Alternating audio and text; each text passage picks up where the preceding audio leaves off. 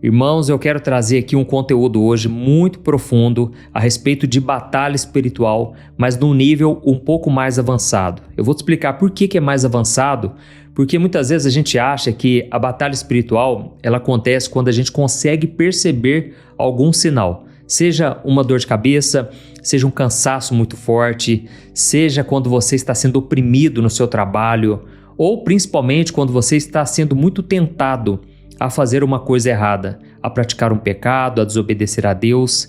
Mas você sabia que existe um nível de batalha espiritual que acontece quando você está dormindo?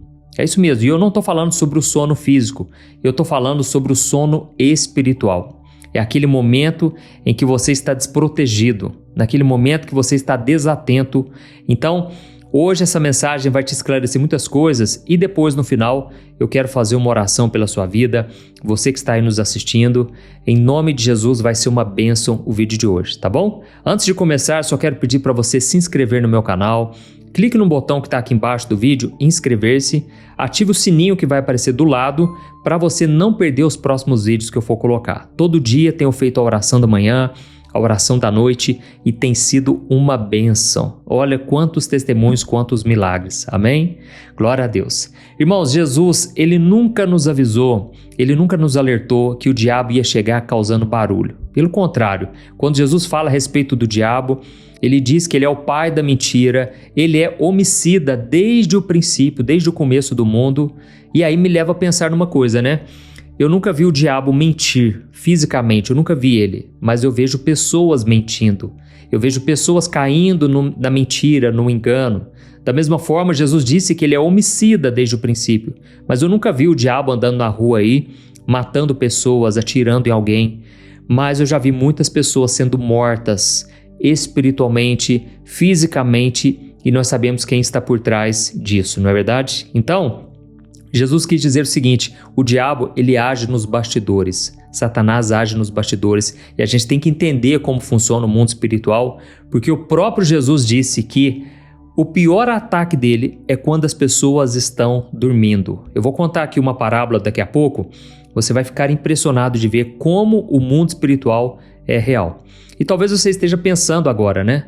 Mas pastor, eu estou muito firme com Deus, pastor, eu vou na igreja, pastor, eu oro, eu procuro ter uma vida de oração. Mas irmãos, é aí que o perigo é mais forte ainda. Eu vou te explicar por quê. A parábola que nós vamos ler hoje, ela não fala para pessoas que já se desviaram ou que abandonaram a fé. Ela fala para pessoas que estão firmes, mas que por algum motivo acabam relaxando, acabam se acomodando, ou talvez por um descuido, ou talvez porque já estão soberbas. Eu me lembro quando eu me converti que aconteceu uma coisa muito séria comigo. Eu estava assim muito firme com Deus, muito mesmo, posicionado, indo nos cultos, lendo a Bíblia, orando. Eu ia em todo evento que tinha, irmãos, tudo que falasse de Bíblia, do Evangelho, eu estava lá. Só que aí eu comecei a ficar soberbo, porque eu pensava, eu vim do mundo, então eu conheço tanto o lado das trevas quanto o lado da luz. Irmãos, é ali que eu percebi que eu comecei a ficar meio soberbo, orgulhoso, sabe? E aí então, deixa eu resumir a história aqui, né? Eu tinha uma banda de rock quando eu era do mundo, e nessa banda eu cantava, lógico, muita música que falava palavrão, muita música contra o cristianismo, né? Inclusive eu gostava muito de uma banda chamada Bad Religion, que tinha letras voltadas contra a religião. Resumindo, quando eu me converti, eu tomei a decisão, nunca mais eu canto em banda do mundo, nunca mais eu canto música que não seja cristã. Foi então que os dias se passaram e eu comecei a achar que ninguém ia me derrubar, porque eu já conhecia tanto o lado ruim quanto o lado bom.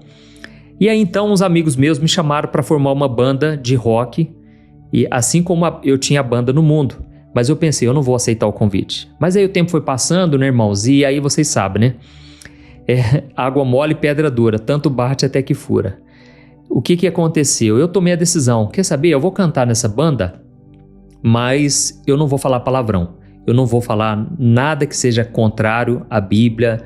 E inclusive eu cheguei para a banda e eu disse, olha, eu quero só cantar algumas letras leves e eu quero saber se vocês topam também cantar comigo músicas evangélicas.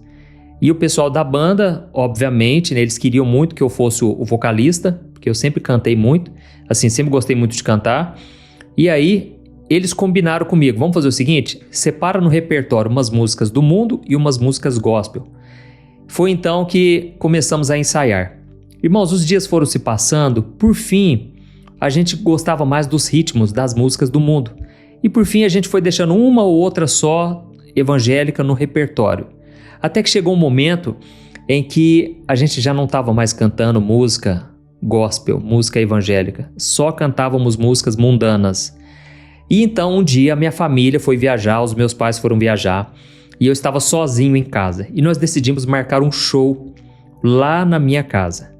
Irmãos, eu me lembro como se fosse hoje. Eu orei por cada canto daquela casa. Eu ungi com óleo, eu pedi para Deus guardar. Mas olha que interessante, né? Eu pedindo para Deus abençoar uma coisa que não tinha como dar certo, não tinha como dar frutos bons. E resumindo, chamamos uma galera para ir lá em casa. E a gente começou a tocar e tava aquela diversão, aquela curtição. Foi muito skatista lá em casa, muita gente louca mesmo. Mas graças a Deus não teve roubo, não teve nada assim grave. Mas quando chegou no dia seguinte, irmãos, eu me lembro que eu estava tomando banho na hora do almoço. Me veio uma vontade muito grande de eu sair dos caminhos de Deus. Me deu uma saudade, sabe, de lembrar das curtições, da farra, das amizades que eu tive, dos namorinhos ali e tal. Foi então que eu tomei uma decisão. Eu vou a última vez na igreja. A última vez, eu vou me despedir do pastor, eu vou agradecer a ele, porque eu simplesmente não consigo.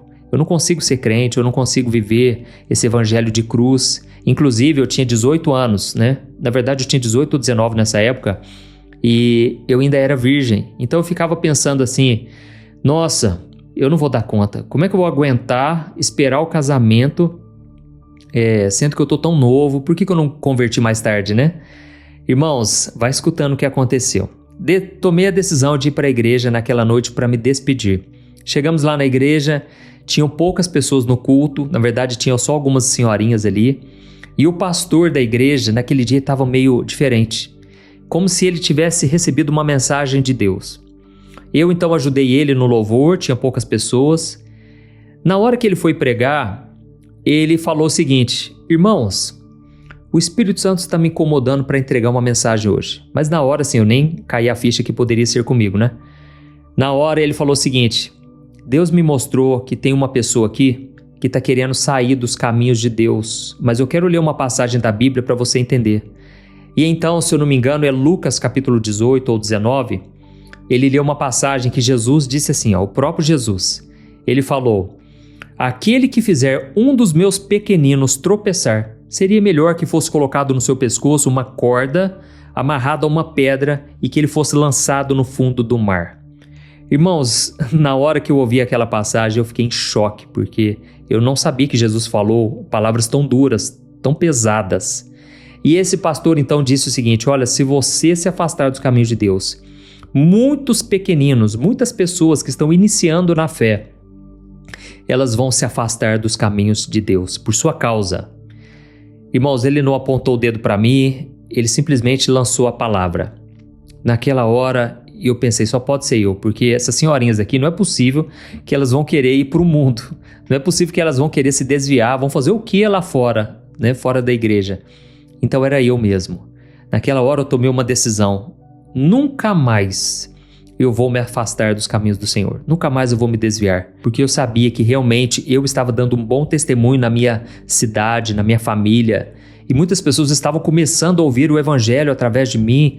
Eu estava muito cheio de Deus, sabe, irmãos? Mas ao mesmo tempo, eu quis ir para o mundo e naquela noite Deus me deu alerta. Se eu voltasse para o mundo, com certeza minha vida ia ser destruída pelo inimigo. E por que eu estou te contando isso aqui? Porque, irmãos, eu não sei explicar, mas de repente foi como se me desse uma vontade muito grande de voltar para o mundo, mesmo eu estando muito firme. Então eu quero ler para você essa passagem, para você entender que é muito sério esse nível de batalha espiritual. Inclusive, a sensação que eu tive é que o diabo, ele é como se fosse uma aranha. Sabe quando a aranha vai tecendo a teia e ele vai trabalhando sem pressa em volta do alvo dela, né, que ela quer atacar, ela vai criando uma teia em volta. Quando esse bichinho, ele menos percebe, ele já está emaranhado, ele já está amarrado, ele já está preso nas armadilhas daquela aranha. Então eu fui chegando à conclusão que o diabo ele já estava trabalhando na minha vida há um bom tempo. Ele já estava assim aos poucos roubando a minha fé, já estava me fazendo ter outros pensamentos mundanos. Inclusive a Bíblia diz que a gente tem que moldar a nossa mente, não se acomodar aos padrões desse mundo, mas devemos mudar a nossa maneira de pensar, porque senão, irmãos, o inimigo entra mesmo.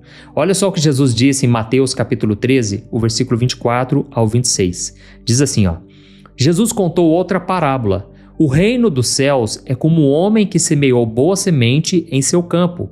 Mas enquanto todos dormiam, veio o inimigo e semeou joio no meio do trigo e foi embora. Quando o trigo cresceu e começou a formar espigas, o joio também apareceu. Irmãos, agora pensa comigo numa coisa aqui. Jesus ele não falou que o inimigo arrancou o trigo. Presta atenção. Ele não falou que o inimigo destruiu a plantação ou que ele tocou fogo no campo. Não, a estratégia dele foi muito mais inteligente, muito mais discreta.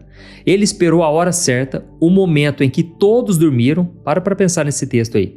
E o que ele fez? Ele só jogou uma outra semente no meio da semente boa.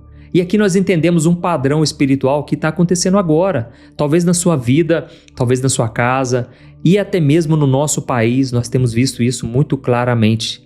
Irmãos, o diabo ele não precisa destruir o que Deus plantou em você, ele só precisa contaminar o ambiente enquanto o povo de Deus está distraído. Entendeu o que Jesus quis dizer?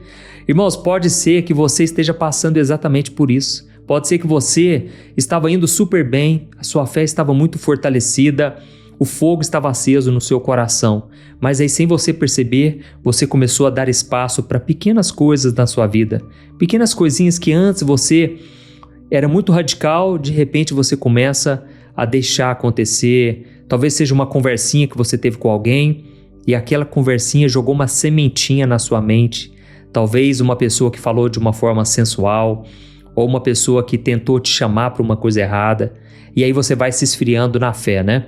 E aí você não percebe, porque é muito sutil esse ataque do inimigo, entendeu? E aí o que acontece? Não é na semana seguinte, não é nem mesmo no mês seguinte, mas como eu disse para você, comigo foi assim.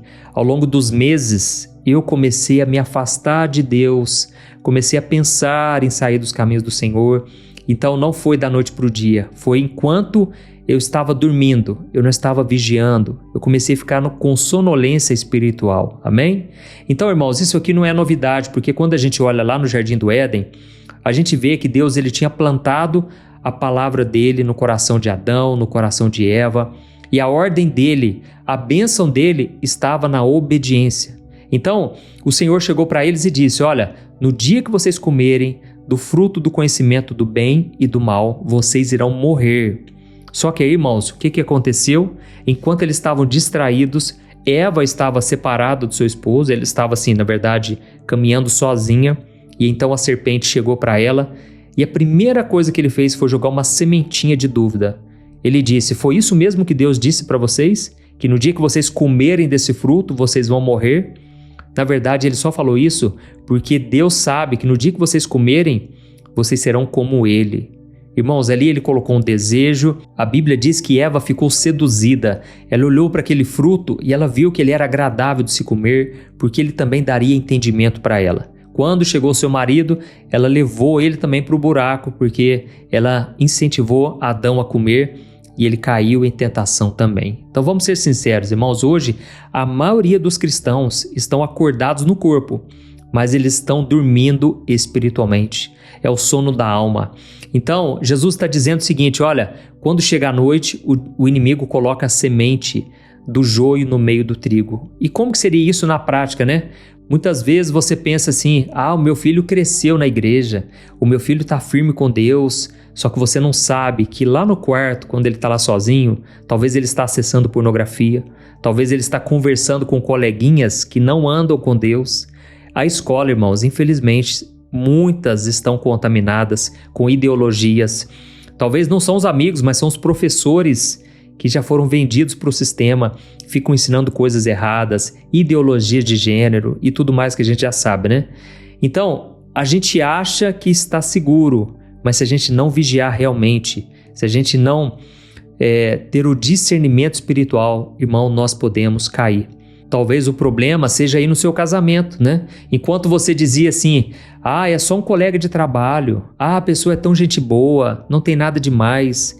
E aí o que acontece? Essa pessoa vai colocando uma sementinha no seu coração, na sua mente, você vai começando a achar normal, é uma possibilidade que já vai surgir na sua mente, de traição, de você tentar algo novo, uma aventura nova, e aí quando você menos percebe, o adultério, ele bateu na sua porta. Irmãos, precisamos tomar muito cuidado, porque o diabo não precisa de uma porta fechada, ele arromba a porta se for preciso. É diferente de Jesus, né?